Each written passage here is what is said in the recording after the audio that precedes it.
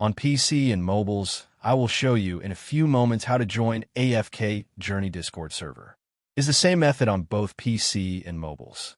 For this, we will open a browser on your PC or mobile, can be whichever. In my case, I will use Microsoft Edge. Now click on URL bar and type this URL to be able to join this Discord server.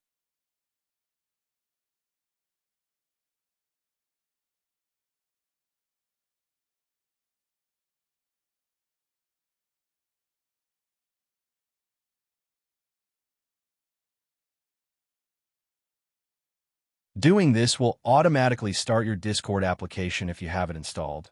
Then click Join, and you will have access to the Discord server.